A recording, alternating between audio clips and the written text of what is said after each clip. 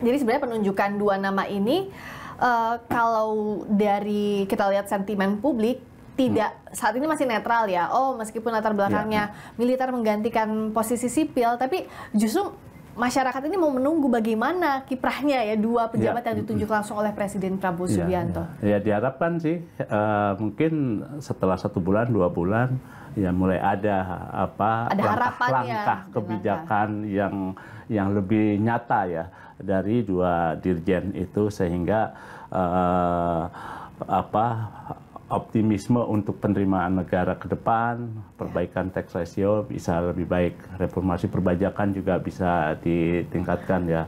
Dan kan yang saya dengar juga Presiden itu akan mengangkat penasihat khusus baru juga untuk bidang penerimaan negara ya. Ya, yang saya sudah dengar itu kan mantan Ditjen Pajak Pak Hadi Purnomo. Beliau katanya akan ditunjuk menjadi penasihat khusus bidang penerimaan. Apakah nanti akan ditunjuknya di tengah ramai-ramai reshuffle? Itu mungkin buat episode selanjutnya ya Mas Har ya. Ya, kita bahas karena masih hangat juga nih kan kita. Ini. Dari Mas Har, dari saya dan kawan-kawan istana mendengar kayaknya nih reshuffle bukan jauh panggang dari api nih ya, udah agak-agak deket hawa-hawanya. Yang saya dengar tuh katanya Juni.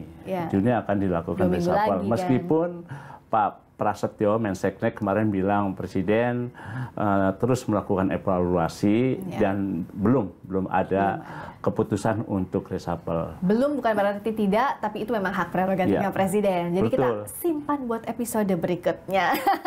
Nah, tapi ngomong-ngomong reshuffle, istana, jabatan-jabatan, kita tahu memang kalau kembali lagi ke tema awal kita ya, setelah Undang-Undang TNI berlaku, pun terasa juga di istana. Tadi Mas Harus sudah mention sedikit. Ada Letkol Teddy, kita tahu punya posisi yang sangat strategis, jadi orang kepercayaannya Pak Prabowo, kepercayaan Presiden, lalu juga Kepala Sekretariat Presiden juga sekarang, Majen Aryo Windomoko, lalu juga posisi-posisi banyak tadi yang disampaikan juga. Jadi suasana istana kalau lebih dalam lagi seperti apa? Di episode sebelumnya kan kita bilang bahwa ada kekhawatiran dari kawan-kawan di sana yang latar belakangnya sipil, oh bisa digeser atau tidak ya dengan yang berlatar belakang militer. Nah sekarang kekhawatiran itu masih terasa atau memang sudah menerima ya apapun keputusan Presiden? Tapi kan pada dasarnya kawan-kawan menerima ya apapun, toh itu perintah dari Presiden. Tapi suasana kebatinannya, Mas Har, seperti apa? Ya. Yang saya tahu ya banyak karyawan di Seknek, di Istana Kepresidenan itu mereka kan orang-orang yang memang profesional, mereka orang yang loyal dan mereka tidak politik yang tidak, mereka semua adalah aparatur sipil negara yang melayani. Siapa presiden yang masuk keluar dia tetap melayani itu. Tapi tentu kan mereka juga punya harapan ya. Mereka sudah bekerja, ada yang 20 tahun, ada yang 10 tahun gitu ya. Tetap lintas punya masa presiden ya. Ada yang dari Presiden Pak Harto loh, sampai sekarang masih ada dari Presiden Gus Dur. Bu Mega itu masih ada yang bertugas, jadi mereka tetap punya harapan ingin gitu ya. Nah tapi kalau melihat 2 bulan sejak undang-undang berlaku ini, beberapa posisi juga kelihatannya belum atau tidak disentuh oleh Presiden untuk pergantian, ya itu mungkin yang diharapkan. Tapi bisa saja terjadi perubahan-perubahan ya. Tapi tentu perubahan-perubahan itu pasti Presiden punya alasan.